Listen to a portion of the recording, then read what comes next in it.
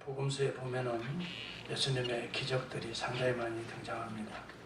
마가복음에만 보더라도 무려 40여회가 등장합니다. 이렇게 주님은 많은 기적을 베푸셨습니다. 그런데 요한복음에는 딱 7개의 기적들이 기록되어 있어요. 그 이유가 무엇인가? 사도 요한은 그 이유에 대해서 요한복음 20장에 말하고 있습니다. 오직 이것을 기록함은 너희로 예수께서 하나님의 아들 그리스도이심을 믿게 하려 함이요 또 너희로 믿고 그 이름을 힘입어 생명을 얻게 하려 함이라 라고 말합니다. 7개의 기적이 예수가 그리스도이시다는 것을 드러내는 기적이라는 것이고, 이것을 기록하는 이유는 이 예수가 그리스도이심을 너희가 믿고 영생을 얻게 하려 함이라. 이것을 위해서 7가지의 딱 7가지 기적을 기록해 놓고 있다고 사도 요한이 직접적으로 그 이유를 설명했어요. 가나의 혼인잔치에서 기적이 일어납니다. 물이 변하여 포도주가 일어납니다. 이것을 통해서 하나님의 나라는 물 같은 인생이 변하여 포도주와 같은 맛을 내는 인생이다. 예수 만나고 예수 믿으면 이런 삶의 변화가 궁극적으로 일어난다는 걸 보여주는 것입니다. 왕의 신하의 아들이 열병에 떨어져서 열병을 고친 사건이 이제 4장에 나타납니다. 이 사실을 통해서 예수 그리스도가 가라 내 믿음이 너를 구원하였다 한마디 하고 믿음대로 가는 자에게는 열병이 떨어져 죽습니다. 열병이 떨어져서 살게 됩니다. 여러분, 만약에 예수님이 말씀하신 그 말씀을 더디 믿고 가지 않았다 하면 이 아이는 열병에 걸려 죽었습니다. 그러나 주님이 말씀하실 때 그 말씀을 믿고 가더니 그 순간에 열병이 떨어져서 살게 됩니다. 이것은 주님의 말씀을 믿는 순간 죽음에서 생명으로 바뀌어진다는 것을 보여주는 하나의 사인인 것입니다. 38년 된 병자가 예수님이 내 자리를 털고 일어나 걸어가라 라는 말씀을 듣고 그대로 순종합니다.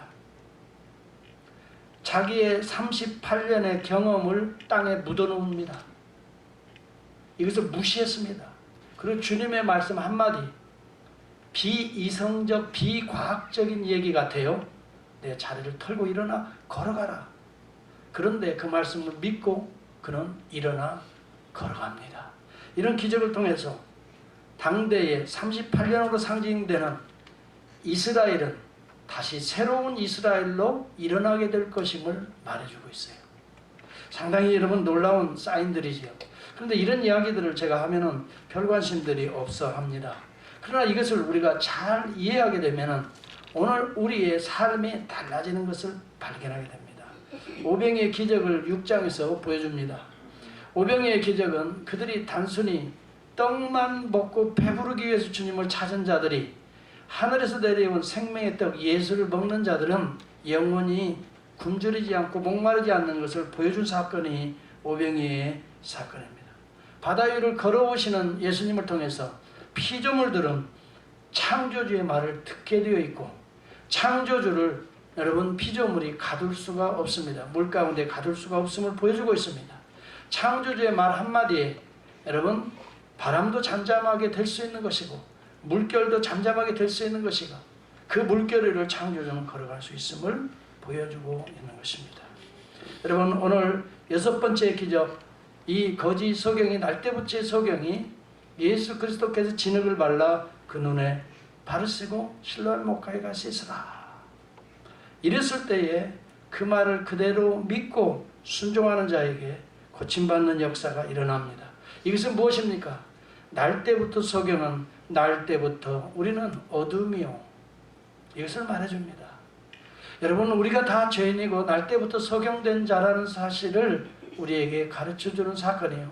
주님의 말씀대로 진흙이라고 하는 사건입니다. 진흙을 우리 눈에 발랐다는 것은 우리는 흙으로부터 온 존재라는 걸 깨우쳐주고 있는 사건입니다. 이것을 인정하는 자는 실로의 목가에 가서 씻으라 할 때 씻습니다. 그걸 날 때부터 소경된 자는 인정했습니다. 그렇다. 나는 먼지요. 나는 진흙으로부터 나온 존재지. 그래, 나는 씻어야 돼. 여러분, 진흙이 변하여 하나님의 말씀의 생기가 들어가니 생명이 됩니다. 그는 눈을 뜨게 됩니다. 그가 이런 놀라운 기적들을 통해서 점점 주님을 깊이 알아가고 있습니다. 예수라 하는 그 사람이 진흙을 내 눈에 발라서 내 눈을 이제 낫게 하기 위해서 실로암에 가 씻으라 할 때에 가서 씻었더니 보게 되었다. 사람들이 질문합니다. 어떻게 이 눈이 지금 떠지게 됐냐? 그때 그는 분명히 예수라고 하는 그 사람이 사람의 몸을 입고 오신 인자의 그리스도를 고백합니다. 그리고 너는 그 사람을 어떻게 생각하느냐? 죄인들이 하나님의 말씀을 듣고 하나님께서 죄인들의 말을 들은 적이 언제 있었습니까? 경건하여 그의 말대로 순종하는 자의 말을 하나님이 듣지 않습니까? 그러므로 내가 볼 때는 그는 경건하여 하나님의 음성을 그대로 전해주는 선지자이니이다 라고 그의 신앙이 바뀌어집니다. 예수라고 하는 그 사람에게서 이제는 하나님이 보내시지 아니하였다면 어떻게 그런 기적적인 일을 행할 수 있겠습니까? 그래서 그는 하나님의 보내신 하나님의 아들 메시아, 여러분, 이렇게 점점점 그는 영적으로 자각이 일어나고 있습니다. 여러분, 육적인 눈만 연 것이 아니라 그의 영적인 눈이 점점점 열리고 있다는 이 사실을 우리가 주목해 봐야 합니다. 그런데 누가 진짜 소경입니까? 오늘 그 예수 그리스도에 대해서 계속해서 간증하는 그 이야기를 들은 그 자들이 바리새인들입니다. 그들은 오히려 예수에 대해서 증거하고 있는, 점점점 그리스도의 깊이를 고백하고 있는 이 날 때부터 소경된 자를 향해서 34절에 이렇게 말합니다. 34절을 주목해서 보시기 바랍니다. 같이 한번 해봅니다. 시작. 그들이 대답하여 이르되 내가 온전히 죄 가운데서 나서 우리를 가르치느냐 하고 이에 쫓아내어 보내니라.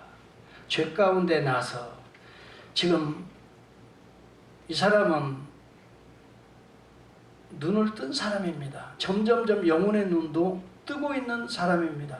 그런데 여전히 바리새인들은, 율법에 갇힌 사람들은 죄 가운데 나 있는 그런 존재로 과거를 보고 있는 것입니다. 이것이 바로 오늘 아직도 율법주의에 사로잡혀 있는 이 시대의 모습들을 보여줍니다. 예수를 만나면 이렇게 점점 변화되는 것을 인정하지 않으려고 하는 자들입니다. 여러분, 많은 사람들이 예수를 만나면 똑같다 그렇게 말하지만 아닙니다. 달라집니다. 진짜 예수 그리스도를 심령에 만난 사람들은 변화가 조금씩 일어나는 것입니다. 예수라고 하는 그 사람이라는 고백에서 그는 죄 없으신 선지자 아닙니까? 그렇다면 이 기적을 베푼 사람이라면 하나님이 보내신 자, 여러분, 하나님의 아들 메시아 아닙니까? 라고 점점점 그의 눈이 열려지게 되는데, 오늘 율법주의에 사로잡힌 당시의 종교 전문가들인 바리새인들은 여전히 네가 죄 가운데 나서 그의 죄를 보고 있는 것입니다. 그리고 그를 쫓아내어 보내니라. 많은 사람들이 그렇게 소경의 옛 모습만 붙들고 평가하고 그를 쫓아내고 엑스커뮤니케이션을 합니다. 칼빈은 이 부분을 가지고 이렇게 주석합니다. 만일 그렇게 바리새인들에 의해서 쫓겨남을 당하지 않았다면 그는 여전히 눈은 떴지만 바리새인의 교훈 아래, 바리새인의 지배 아래, 바리새인의 삶으로 나아갔을 것이다. 바리새인이 오히려 복음을 증거하는 그를 쫓아냈기 때문에, 엑스커뮤니케이션 했기 때문에 주님께서 그를 찾으시고 계신다. 그래서 오늘 본문이 이어지고 있는 것입니다. 예수께서 그들이 그 사람을 쫓아냈다 하는 말을 들으셨습니다. 그리고 주님이 그를 찾아가서 만나사 내가 인자를 믿느냐라고 질문을 던집니다. 진정한 믿음으로 그를 초청하고 있는 모습을 보여주고 있습니다. 인자를 믿느냐? 내가 고백한 예수라고 하는 그 사람, 몸을 입고 오신 하나님이 보내신 그 자를 믿느냐? 그는 말합니다. 믿고자 하나이다. 벌써 이제 그 문은 점점점 그리스도를 향하여 열리고 있음을 보여줍니다. 그리고 마지막에는 바로 내니라. 바로 내니라. 주여 그가 누구십니까? 바로 말하는 내가 하나님이 보내신 육체의 몸을 입고 오신 인자요 선지자요 하나님이 보내신 메시아니라. 그 의미가 담겨져 있습니다. 이때 그는 그 앞에 고백을 합니다. 주여 내가 믿나이다 하고 엎드려 절하고 있는 모습을 보여줍니다. 이제는 눈이 뜨고 있는, 이제는 예수님을 만나고 완전히 눈을 뜬 자입니다. 따라서 주여 내가 믿나이다.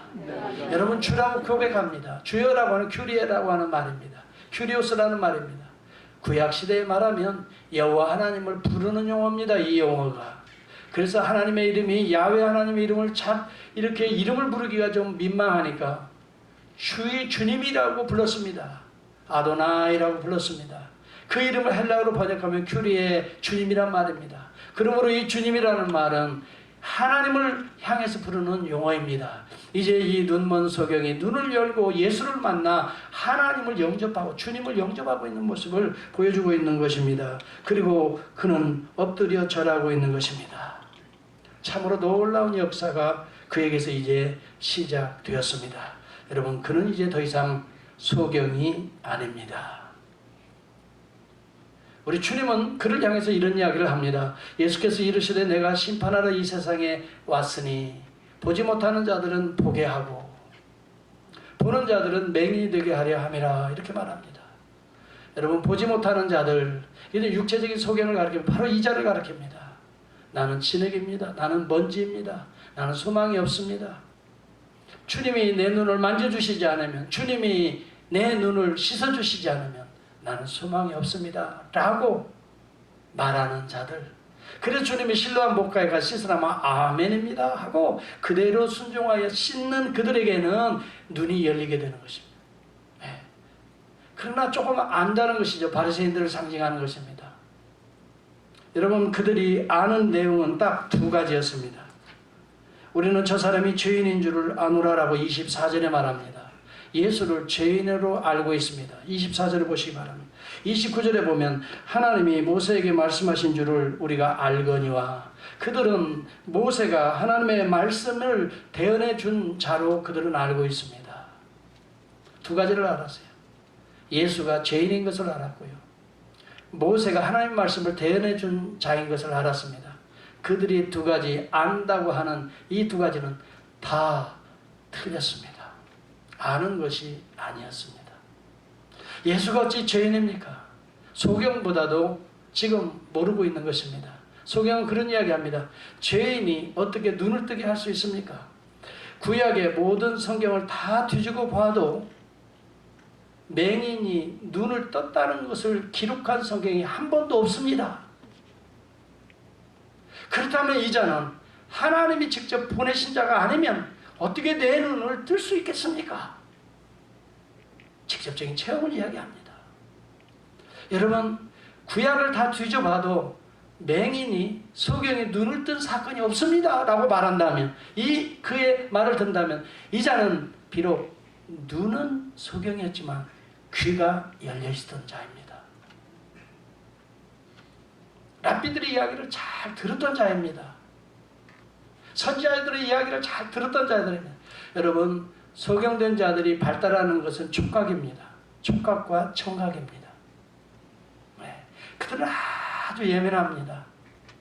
만지는 것과 더불어서 톡톡톡톡 두드리면서 거리를 다니시는데요, 이것을 민감하게 듣습니다. 이게 돌인지 흙인지 이게 나무인지를 정확하게 구분하고, 이게 전기 박스인지 이게 아니면은 길로 내려가는 계단의 모퉁인지를 정확히 그들은 압니다. 아주 발달되어 있습니다. 어찌 보면 이 소경은 오실 메시아를 누구보다도 기대하고 있었던 자입니다. 왜 그렇습니까? 구약 성경에 나오는 모든 예언들을 랍비를 통해서 또 선지자들을 통해서 잘 들었던 자입니다. 배웠던 자입니다. 메시아가 온다면은 제일 먼저 일어나는 일들이 소경의 눈을 연다는 메시지였습니다.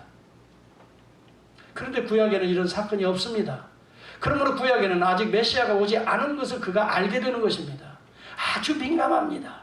왜요? 내 인생에 눈이 없으니까 내 인생은 어떻게 살 것인가? 그런데 메시아가 오면은, 하나님이 보내신 자가 오면은 먼저 귀머거리가 귀가 열리고 눈먼 소경이 눈이 열린다고 하니까 그는 그를 기다리는데 구약에서 맹인이 눈 연 적이 없어요. 그러니까 아직 메시아가 안 온 줄 알고 있는 거예요. 여러분 이사야서 29장 28절에 보면 그날에 그렇게 말합니다.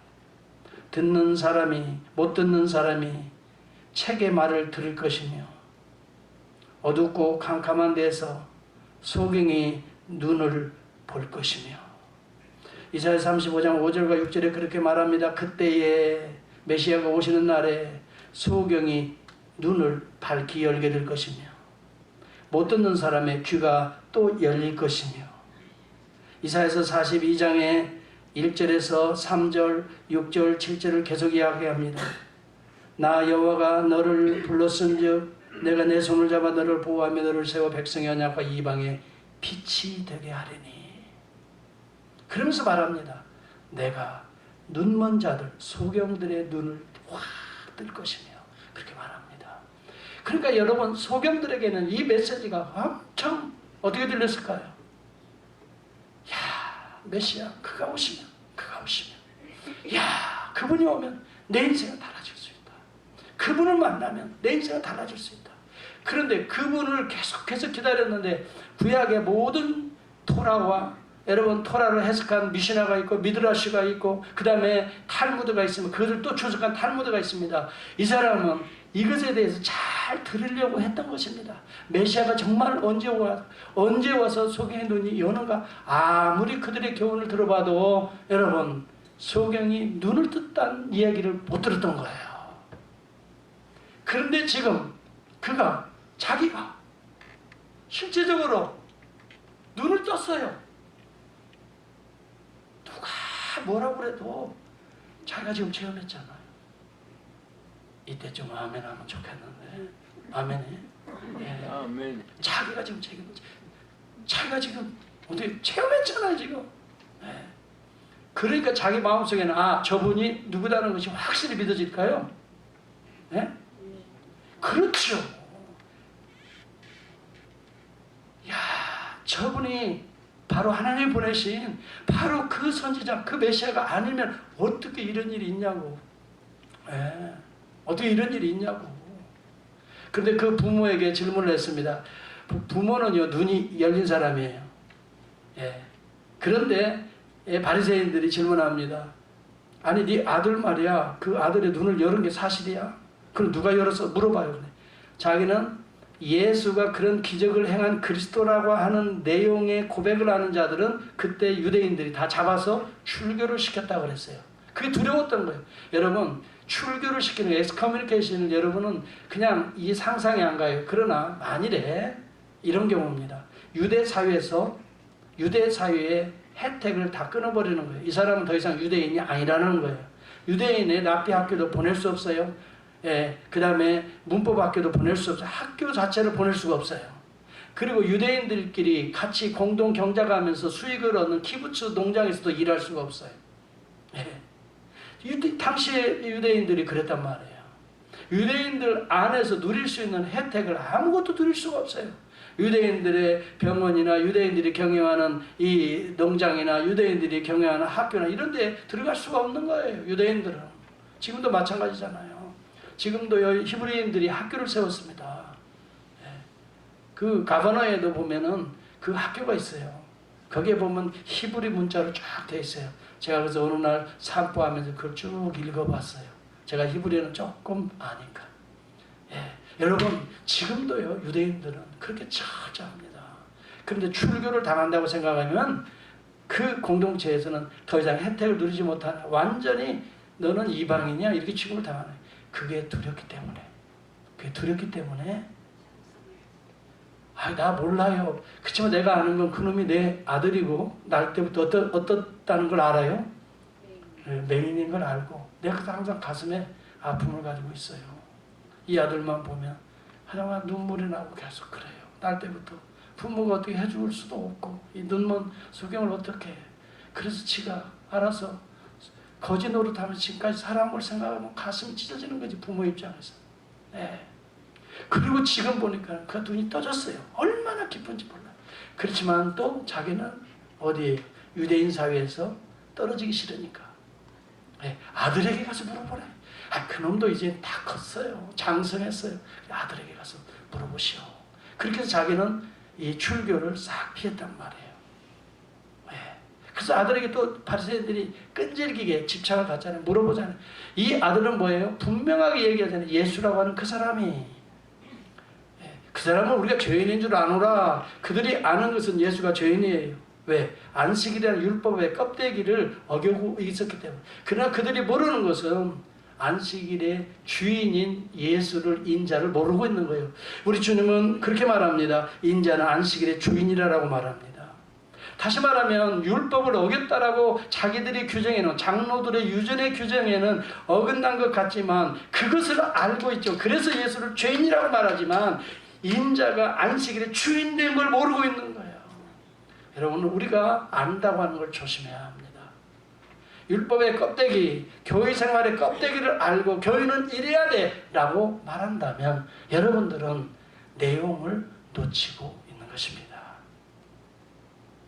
여러분, 교회는 그리스도의 몸이라는 것을 알지 못하면, 예수 그리스도의 몸이요 우리는 다 지체라는 걸 알지 못하면, 여러분, 우리는 껍데기의 교회를 알고 그 교회의 멤버라고 자랑할 수 있습니다. 그 교회의 직분자라고 자랑할 수도 있습니다. 그러나 그리스도의 몸이요, 그리스도와 함께 성장하며 장성한 그리스도의 분량에까지 자라가기 위해서 말씀과 기도와 예배의 깊은 의미에 참여하지 못하면 우리는 아는 것이 아닌, 눈은 떠 있는 것 같지만 영적으로는 소경이라는 것을 오늘 이 바리새인들 통해서 볼 수 있어야 되는 것입니다. 사랑하는 성도 여러분, 오늘 그들이 하는 것은 모세가 하나님의 말씀을 전해준 건 알지만 참으로 모세에게 말씀을 던져주신, 율법을 주신 그 하나님, 그 예수 그리스도를 알지 못하는 것입니다. 이것은 아는 것이 아니라 모르고 있는 것입니다. 그래 그들은 소경이 아니라고 우리는 본다고 하지만 실제적으로 영적으로는 소경이었던 것입니다. 그래서 그들이 말합니다. 예수께서 41절에 뭐라고 말합니까? 이르시되 너희가 차라리 소경되었으면 죄가 없으려니와 네가 보지도 못하면서 본다고 하니 그대로 죄가 있느니라, 이렇게 말하고 있는 것입니다. 여러분, 이런 자가 소경인 것입니다. 나는 눈은 괜찮아요. 나는 뭐 좀 알아요. 신앙생활 이래야. 여러분, 우리가 본다고 하는 것을 제대로 봐야 됩니다. 여러분이 보는 것들 가운데, 모든 것들 가운데 예수 그리스도를 보지 못하면 여러분 보는 것이 아닙니다. 여러분이 알고 있다는 그 모든 지식들 가운데에서, 그 지식에서 예수 그리스도가 빠져 있으면 여러분 아는 것이 아닙니다. 그걸 기억하십시오. 어떤 여러분의 문제 가운데에서 이래야 돼 저래야 되고 많은 생각들 하는 것 좋습니다. 고민하는 것 좋습니다. 그러나 그 가운데 예수가 빠져 있으면, 그러면서 이거야 라고 말한다면 이것은 예수를 아는 것도 아니고 여러분 또 여러분이 보는 것도 아닙니다. 여러분의 삶의 현장에서 예수가 빠져 있으면 여러분 아는 것이 없습니다. 사실 껍데기를 아는 것입니다. 내용을 모르고 있는 것입니다. 여러분 삶의, 여러분의 감정 속에, 지식 속에, 여러분의 모든 언어 속에 그리스도가 빠져 있으면 이것은 여러분이 헛소리를 내고 있는 것입니다. 참으로 신중하게 우리는 이 본문을 봐야 됩니다. 그래서 우리는 헛소리를 내기 때문에 죄가 그대로 있게 되는 것입니다.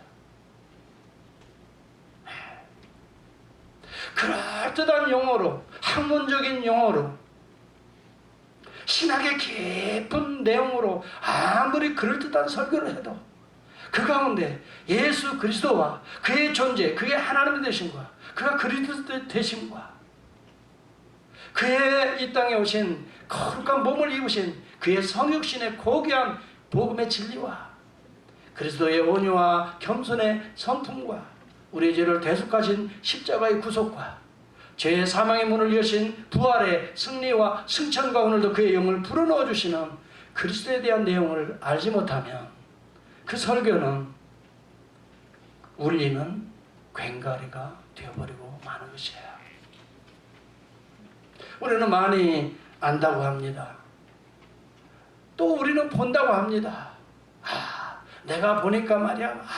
그러나 그 가운데에 예수 그리스도가 빠져 있으면 우리는 여전히 소경이 소경을 인도하는 것입니다.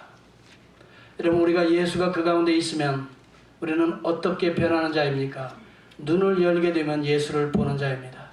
믿음이 있는 자는 예수를 봅니다. 예수를 보는 순간 경배자가 되는 것입니다. 오늘 여기 본문에 보십시오. 예수를 믿고 내가 믿나이다 고백하고 이유로 바로 절하는지라, 그렇게 말합니다. 경배자입니다. 여기 절한다는 말을 영어를 잘하시는 분들은 한번 영어 번역 성경을 보시기 바랍니다. 절한다는 말이 어떻게 기록되어 있습니까? 여기서는 헬라의 원어를 가만히 살펴본 프로스큐네오라고 말합니다. 프로스는 앞이라는 말, 앞으로 향하여, 큐네오, 균, 머리를 땅에 대다, 이 말입니다. 이것은 경배하다고는 최고의 가치를 유대인들은 머리에 두고 있습니다. 이 머리를 그 상대방을 향하여 땅에다 댑니다. 내 머릿속에 들어있는 최고의 가치가 당신으로부터 나왔습니다 하고 인정하는 것이 경배인 것입니다. 이것이 월십입니다. 내 들어가 있는 내 인생의 모든 것이 당신의 것입니다 라고 인정하는 것. 그래서 그 머리를 땅에다 대고 그 사람 앞에 이것을 경배한다라고, 예배한다라고 표현하고 있는 것입니다. 여러분, 우리가 어떤 예배를 드리고 여러분 어떤 마음으로 이 자리에 오셨는지 모르겠어요. 여러분들의 일주일의 삶의 모든 것도 우리 주님의 은혜입니다 하고, 여러분, 내가 이렇게 호흡하는 이 호흡도 주님으로부터 왔습니다. 내가 여기 살아있는 것도 주님의 은혜입니다. 이것이 경배입니다. 여러분, 살아계신 주님을 영의 눈을 열어서 보는 자들은 그 주님 앞에 경배를 안 할 수가 없습니다. 안 할 수가 없어요. 자, 예를 한번 들어보겠어요. 예수님이 탄생할 때 최초의 경배자가 누구였죠? 우리 교회 수준이 이 정도인가요? 응? 동방에 누굽니까? 박사들이 좀 공부 꽤나 하신 분들, 뭐 좀 있어요. 권력도 있고, 그분들이 왔어요. 뭔가 내놓으라는 사람들이 별을 보고 온 거예요. 그 당시 그 동방의 박사들은 천문학자들입니다. 우습게하지 마세요. 천문학자들이라고. 별들을 관측하면서 오실 메시아의 사상을, 문헌들을 다 조사해서 유대 사상의 이 비밀도 아는 사람들이에요.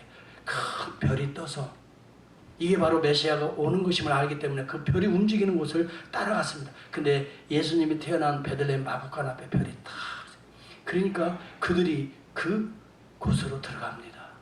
들어가고 그들이 본 것은 누구를 봤습니까? 성경에 보시기 바랍니다. 마태복음 2장 11절을 여러분 제가 정확히 읽어드립니다. 한번 여러분 성경을 보시기 바랍니다. 마태복음 2장 11절입니다. 집에 들어가서 누구를 봤어요? 그것만 얘기하면 안 돼요. 성경을 그대로 얘기를 하세요. 자꾸 빼지 마세요. 더하지도 말고 빼지도 마세요.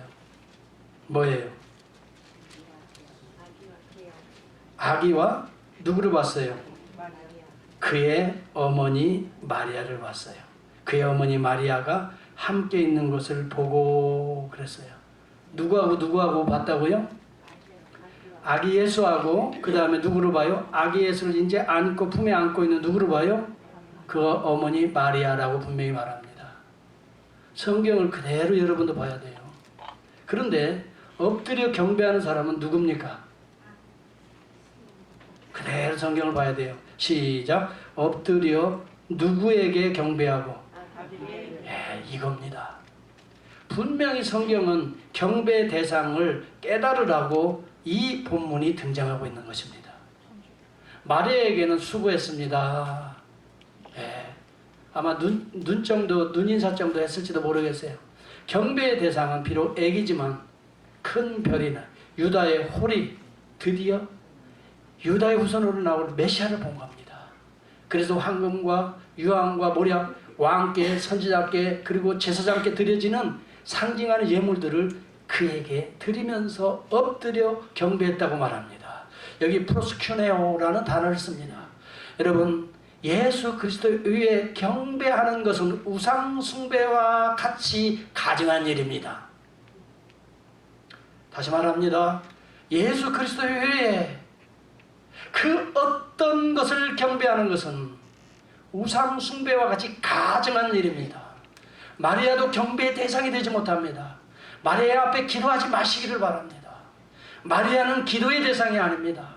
죄인인 것입니다. 요셉도 여러분 경배의 대상이 될 수가 없습니다. 죄인에 불과합니다. 여러분 분명히 아십시오. 어떤 성인들이라고 스스로 자칭해 놓고 스태츄를 만들어 놓고 거기 가서 복을 빌고 영주를 돌리지 마십시오. 이것은 우상 숭배와 같은 하나님 앞에는 가증한 일입니다. 여호와 증인은 예수 그리스도를 경배하지는 않습니다. 예수 그리스도 하나의 선지자로는 인정합니다. 그러나 여호와 증인은 하나님의 피조물로 예수 그리스도를 믿고 있습니다. 그러면서도 다른 어떤 선지자보다는 위대한 선지자라고 믿고 있는 것입니다. 그에게 경배하지 말라고 가르칩니다. 여러분, 여호와의 증인들은 그래서 예수를 경배의 대상으로 삼지 않습니다. 그러나 여러분, 요한계시록 5장을 한번 읽어보시기 바랍니다. 요한계시록 5장을 펴보면 여호와 증인들이 예수께 경배하지 말라고 하는 이 내용이 과연 맞는 말인가를 생각해 보시기 바랍니다. 요한계시록 5장 12절과 13절을 보면 죽임을 당하신 어린 양이 등장합니다. 이것은 십자가에서 우리의 죄를 대속하기 위해서 죽으시고, 그런데 그가 부활하심으로 능력과 부와 지혜와 힘과 존귀와 영광과 찬송을 받으시기에 합당하도다라고 말하고 있습니다. 여러분, 예수 그리스도는 우리를 위해 대속의 죽음을 죽으셨지만 사흘 만에 부활하시고 이제는 하늘로 승천하시고 이제는 그의 영을 우리에게 불어넣어 주시는 그분을 향하여 존귀와 영광과 찬송을 받으시기에 합당하다라고 말합니다. 예수 그리스도는 경배의 대상임을 분명히 말합니다. 13절을 같이 한번 읽어봅니다. 시작. 보호자에 앉으신 이와 어린 양에게 찬송과 존귀와 영광과 권능을 세세토록 돌릴지어다라고 말합니다. 경배의 대상은 오직 보좌에 앉으신 하나님, 보좌 우편에 앉으신 어린 양 예수 그리스도와 성령 외에는 경배의 대상이 없습니다. 삼위일체 하나님 외에 경배의 대상은 없는 것입니다. 여러분, 바로 이 소경된 날 때부터 소경된 자는 경배의 대상을 분명히 알았습니다. 믿었습니다. 그리고 그 앞에 엎드려 경배 프로스큐네오. 나의 눈을 열어주신 이는 당신입니다. 나에게 새로운 생명을 주신 이는 당신입니다. 나에게 놀라운 빛을 주신 이는 참빛 되신 당신입니다. 나의 머릿속에 들어있는 모든 내 생애는 당신으로부터 온 것이요 당신의 것입니다 라고 그 머리를 땅에 대고 프로스큐네오. 이게 경배입니다. 이게 예배인 것입니다. 사랑하는 성도 여러분, 세상의 피조물을 경배하지 말기를 주의 이름으로 축원합니다. 피조물을 창조하신 경배의 대상 오직 주 예수 그리스도십니다. 우리의 죄를 대속하신 그분을 향해서만 우리는 찬송과 존귀와 영광을 노래해야 되는 것입니다. 여러분, 저는 그래서 마리아를 노래하는 찬가도 듣기 싫어합니다. 여러분, 마리아를 노래할 수가 없는 것입니다. 우리는 마리아를 노래할 수가 없습니다. 노래와 찬송과 경배, 존귀와 영광 세세토록 이 찬송을 받으실 이는 오직 예수 그리스도이신 것입니다. 언제나 여러분, 캐톨릭에서는 예수가 아기 예수입니다. 그리고 언제나 경배의 대상은 마리아입니다. 그래서 마리아는 크게 이렇게 멋있게 나옵니다. 아기는 항상 예수입니다. 여러분, 육신적인 어머니가 아닙니다. 그도 역시 예수 그리스도의 보혈로 구속받아야 될 죄인에 불과한 것입니다. 이 세상에 그 어느 누구도 마찬가지입니다. 우리의 경배의 대상은 오직 예수 외에 없음지나 성인들 여러분, 거기에 머리 조아리지 마시기를 바랍니다. 그들이 여러분을 인도하는 것이 아닙니다. 그들이 여러분의 눈을 뜨게 하는 자가 아닙니다. 여러분, 마리아가 기적을 일으켰다고는 기적이 없습니다. 그런데 여러분, 천주교의 문헌들 가운데에는 마리아가 기적을 베풀고 승천했다라고 기록합니다. 이것은 전혀 마리아를 신격화시키는, 우상화시키는 작업들인 것입니다. 여러분들은 분명히 알아야 됩니다. 경배의 대상은 오직 우리 주 예수 그리스도십니다. 오늘 눈먼 소경들이 하나님을 안다고 하면서 이렇게 우상화시키는 자들이 소경인 것입니다. 누가 소경입니까? 그리고 누가 눈을 연 자입니까? 빛을 받던 빛의 자녀입니까? 날때부터 소경된 자가 예수를 하나님의 아들로, 선지자로, 하나님 보내신 메시아로 믿고 그 앞에 경배하는 이 형제가 빛의 자녀입니다. 유대인들은 그를 아직도 너는 죄 가운데 태어나서 평생 그렇게 사는 놈이 뭘 우리를 가르쳐, 우리는 지금 율법의 대가들인데 라고 말하는 그들은 소경이었던 것입니다. 주님이 오신 것은 이렇게 나는 죄인이요, 나는 주님이 은혜가 필요합니다, 주님이 내 눈을 만져주셔야 됩니다 라고 소경된 자의 눈을 열어주시기 위해서, 구원해 주시기 위해서 우리 주님이 오셨고, 스스로 소경인 눈이 열렸다라고 본다고 하는 자들은 소경되게 하시기 위해서 이 땅에 오셨다라고 말합니다. 하나님의 진노와 종말론적인 심판을 이야기하고 있는 복음은 이와 같이 양면성이 있는 것입니다. 요한복음 12장 47, 48절에 그렇게 말합니다. 내가 온 것은 세상을 심판하려 함이 아니오라고 말합니다. 세상을 구원하려 함이요. 그런데 나를 저버리고 내 말을 믿지 아니하는 자를 심판할 이가 있으니 곧 내가 한 그 말이 마지막 날에 그를 심판하리라 라고 말합니다. 종말에 받을 심판을 지금 받고 있다라고 말합니다. 지금 바리새인들은 종말의 심판을 당겨서 하고 있는, 주님의 복음이, 주님의 말씀이 떨어지는 곳에 그대로 아멘으로 받아들이는 바로 그 영적 소경이라고 인정하는 자들에게는 여러분 구원이 시작되어 눈이 열린다는 것입니다. 그러나 그 주님의 말씀을 육신적으로 생각해서 그는 우리가 죄인 된 것을 아노라. 모세는 하나님의 말씀을 전해주지만 그는 그럴 능력이 없다라고 주의 말씀을, 주의 이 권능을, 주의 이 대속을 무시하는 자들에게는 이미 심판을 받은 것이나 다름없다라고 말을 하고 있습니다. 여러분은 하나님의 말씀이 떨어질 때에 어떻게 반응합니까? 아멘으로 반응할 수 있기를 축복합니다. 아멘이 시원찮은데 보니까.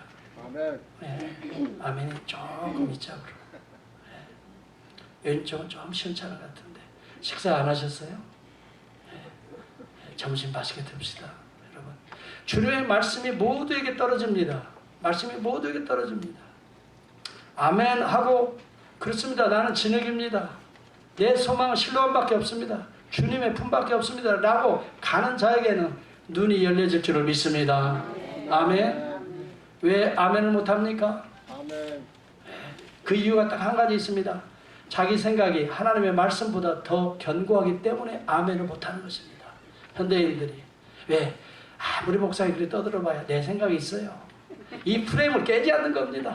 네, 내가 보는 예수가 있고 내가 받는 은혜가 있고 아무리 저는 복음을 열어서 설명해도 내 생각, 감정, 내 그 가치관, 기준이 다 있습니다. 여러분, 이러한 것들이 깨지지 않으면 은혜가 임하지 않습니다. 사랑하는 성도 여러분, 이러한 나의 생각이 그리스도 앞에서 깨어질 수 있기를 축복합니다. 그때 우리에게 새로운 내가 탄생되는 것입니다. 여기서 우리는 거듭남이라고 하는 것입니다. 누가 소경입니까? 오늘 우리는 눈뜬 자입니까? 여러분, 수가성의 여인이 등장합니다. 그 수가성의 여인은 우리 주님을 만나게 됩니다. 우리 주님이 다 얘기해 줍니다.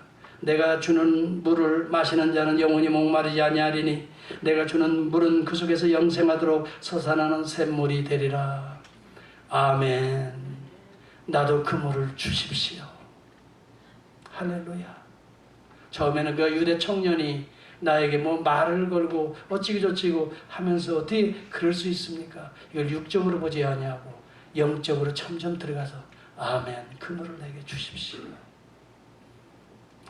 그는 메시아를 만나게 됩니다. 물동이를 버려두고 그는 다니면서 말합니다. 뭐라고 말합니까?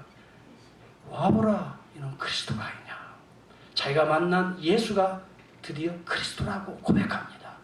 그리스도라는 말은 하나님이 보내신 하나님의 아들 메시아라는 말입니다. 사랑하는 성도 여러분, 예수가 육체의 몸을 입고 오신 예수가 하나님이 보내신 하나님의 아들 메시아라는 걸 믿으시면 아멘 합시다. 바로 그 순간 여러분의 눈이 열려지게 되는 것입니다. 여러분 또 이야기합니다. 30여 년 된 병자도 마찬가지 아까 얘기한 그대로 예수를 만납니다. 예수는 그들을 찾아갑니다. 내 자리를 들고 걸어가라.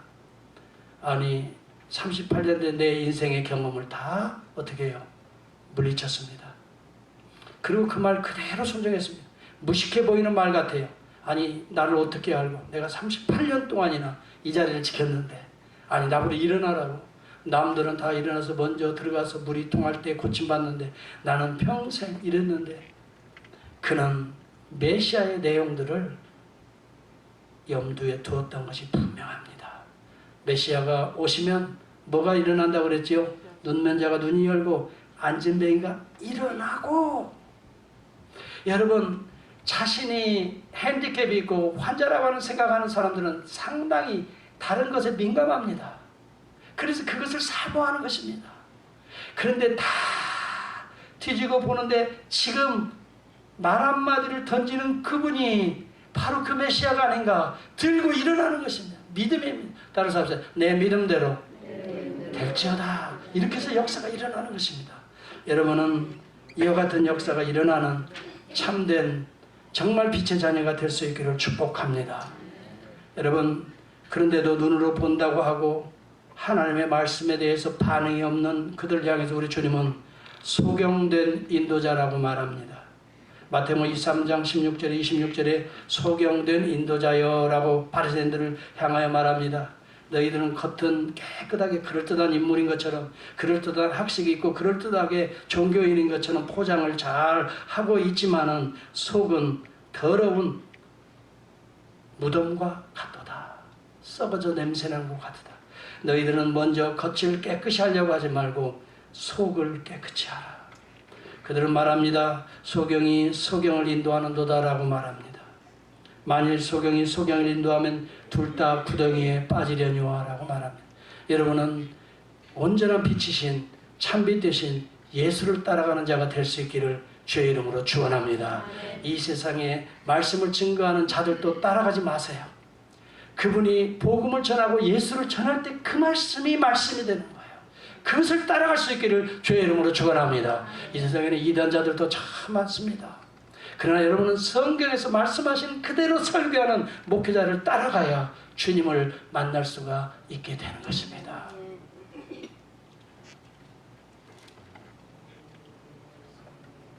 (2013년도 5월 19일자에) 황당한 기사가 열렸습니다. 영국의 썬더랜드에서 마라톤이 열렸습니다. 그래서 5천여 명이 모였다고 합니다. 마라톤을 합니다. 1등은 열심히 따라서 마라톤을 가는데 한참 떨어져서 2등이 달려옵니다. 2등이 달려오는데 자칫 다른 길로 갔습니다. 2등을 따라서 많은 5천여 명이 거의 5천여 명들이 전부 다 그 길로 따라갑니다. 2등을 따라서 딴 길로 갑니다. 그런데 정작 저게 그 기사 같아요. 그 사람의 이름이 마크 후드라고 하는 분입니다. 1등만 합격이 됐습니다. 나머지 사람들은 곁길로 가서 다른 길로 가서 이 사람들은 다 실격 처리가 되어버리고 말았습니다. 근데 그 이유가 있습니다. 그 길을 안내하는 안내원이 자칫 그때 뭔 일이 있어가지고 다른 길에 가서 거기에 서 있던 것이, 그러니까 다 그리 따라가서 그 길로 갔던 것입니다. 이것이 밝혀졌습니다. 이게 중요한 것입니다. 소경이 소경을 인도한 격입니다. 여러분, 우리가 따라야 될 유일한 표대는 누굽니까? 여러분이 바라봐야 될 유일한 불은 누구입니까? 성경적으로 답을 얻을 수 있기를 바랍니다. 히브리서 12장을 다 같이 열겠습니다.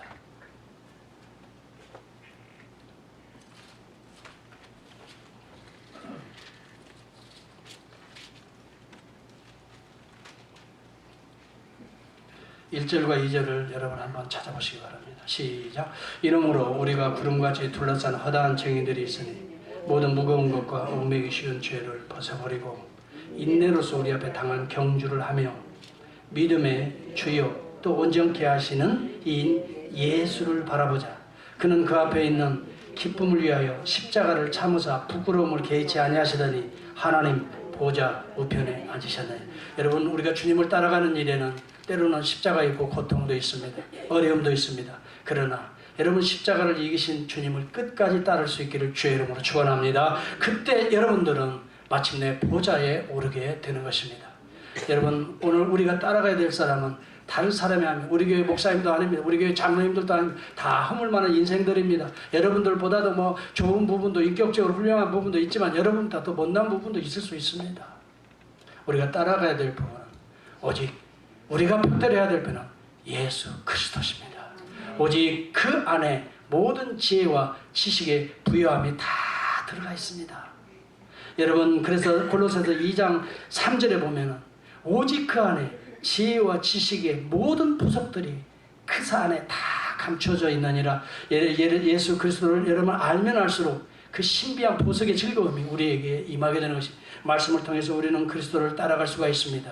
오늘도 말씀하시는 주님을 우리는 언제든지 매일매일 묵상을 통해서 만날 수가 있는 것입니다. 그러나 여러분들이 좀 안다고 하는 것, 이 아는 것이 진실로 예수 그리스도를 막는 장애소가 된다는 것을 여러분이 기억할 수 있기를 바랍니다.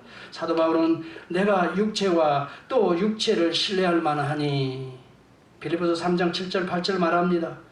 내가 8일 만에 할례를 받고 이스라엘 족속이고 베냐민 집하고 히브리인 중에 히브리고 자기의 가문, 영광, 이 모든 것들이 오늘 그리스도 앞에 장애 요소가 될 수도 있다는 것입니다.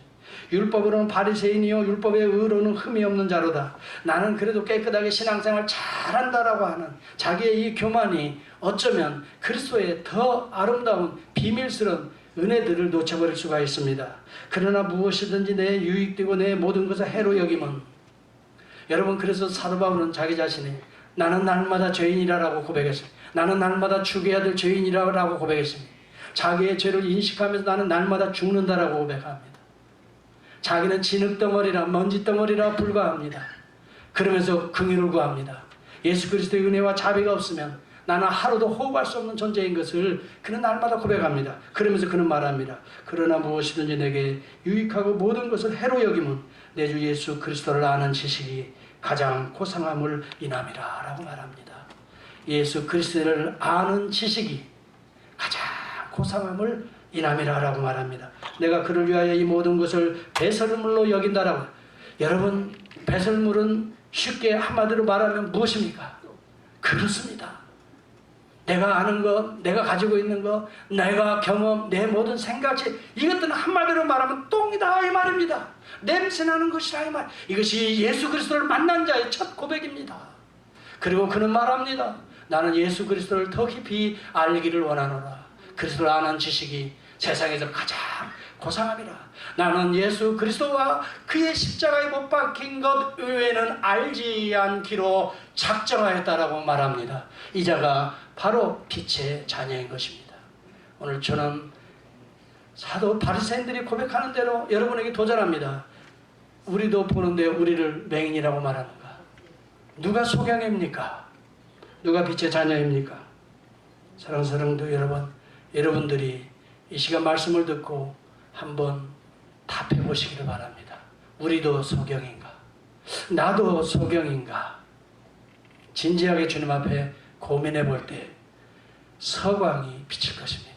새로운 은혜의 빛이 비춰주셔서 우리의 눈들이 열려서 하나님을 보고 그 하나님 앞에 엎드리는 경배의 삶이 될 수 있기를 주의 이름으로 축복합니다. 기도하겠습니다. 우리 같이 한번